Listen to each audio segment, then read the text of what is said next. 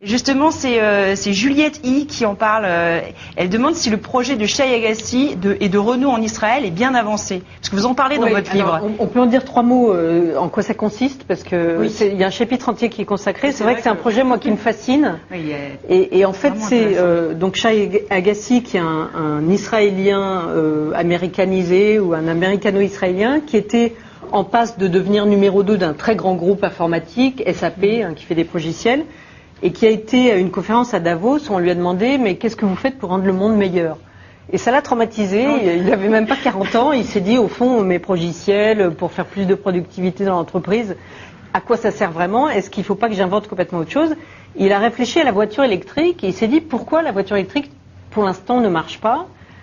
C'est le problème de cette batterie qui coûte 10 000 $ et donc personne n'est prêt à payer ça. Pour en plus une batterie dont on ne sait pas très bien combien de temps elle va durer, si elle rechargera. Et puis il y a l'angoisse de la panne. Si j'achète une voiture électrique et que ma batterie est vide et qu'il y a une urgence, je ne peux pas recharger comme on fait un plein d'essence.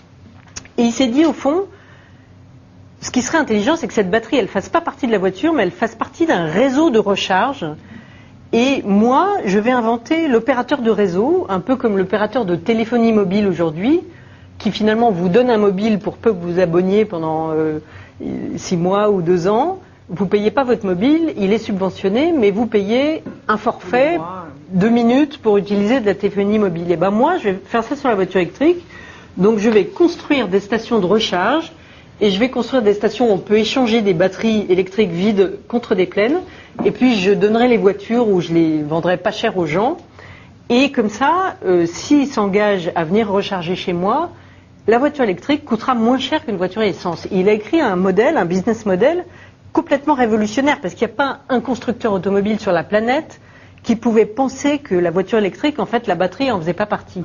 Parce qu'il pensait la voiture, il ne pouvait pas penser la voiture en dehors de la chose qui la faisait avancer. Et alors, il a construit ce raisonnement et il s'est dit, il me faut un constructeur automobile parce que moi, je ne suis pas constructeur automobile. Et il a été poussé en ça par Shimon Peres parce qu'Israël Israël veut se débarrasser du pétrole pour des raisons géostratégiques que je ne vais pas expliquer, qui sont assez évidentes, et donc est prêt à subventionner les voitures électriques, à encourager les gens à les acheter et à rendre les voitures électriques moins chères. Donc Shimon Peres l'a beaucoup poussé, ils se sont dit il faut un constructeur automobile, et à Davos, il avait un rendez-vous avec un certain nombre de constructeurs, dont Carlos Ghosn de Renault, qui a tout de suite accroché à son idée, qui a dit moi ces voitures je vais vous les construire.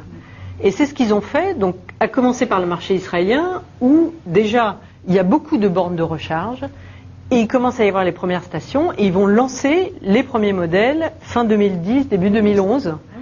Donc c'est vraiment Renault, on a vu qu'ils ont dévoilé. Alors ce que je trouve formidable dans cet exemple, c'est que même si Shai Agassi fait faillite, d'ailleurs il vient de lever 300 millions de $, donc il n'est pas près de la faillite, peut-être ses actionnaires. Il avait levé 250 millions de $ sur sa seule idée. Il avait son idée et disant Renault marche avec moi. Enfin, c'était même avant Renault. Il a levé 200 millions de $. Donc, ils vont commencer sur le marché israélien, mais Renault, ça a considérablement accéléré sa stratégie voiture électrique.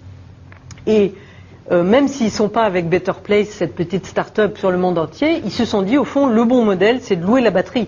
C'est pas de demander aux gens de payer 10 000 $ de plus sur une voiture. Donc on vend les voitures nues ou voire on les vend pas cher, moins cher que les voitures à essence.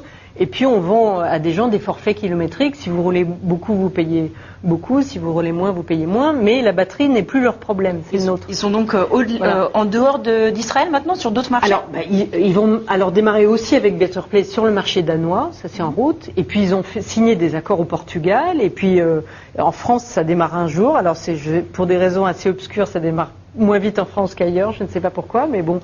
Il y a beaucoup de gens impliqués, je crois. Et la difficulté, c'est le réseau. C'est-à-dire que là où en Israël c'est facile, c'est que c'est un petit pays, donc ils ont fait un plan de station. Israël, on va jamais être très loin en voiture. Il y a déjà des stations aujourd'hui. Oui, il y a des bornes de recharge. Avant, Agassi, son idée, c'était que la première voiture devait être mise sur le marché quand le réseau serait prêt. Pour que les gens n'aient pas d'hésitation à se lancer, à se demander où ils vont recharger. Donc il a fait un plan, les supermarchés, les parkings, les maisons des gens qui vont s'abonner, parce que la faiblesse de son modèle, c'est qu'il faudra forcément recharger chez lui, c'est-à-dire c'est un modèle où on est un peu prisonnier de son seul réseau. Oui, parce que chez les amis, donc après, on peut discuter si son modèle est valide ou pas, mais en tout cas, ce qui est génial, c'est que voilà un type qui a une idée qui ne demandait aucune technologie, c'était uniquement de l'innovation sur le business plan, et là-dessus, il a levé énormément d'argent, il a changé la stratégie d'une major de l'automobile, et il démarre sur un marché 3 ans après, 4 ans après, c'est incroyable. Oui, c'était pas facile d'ailleurs. Il y a le monsieur de Toyota qui était venu avant lui, qui a dit on n'y croit pas, puisque Toyota, eux, ils ont misé sur les hybrides, qui est une autre idée complètement. Il faut deux moteurs, un moteur à essence, un moteur. Prius va pas très bien en ce moment.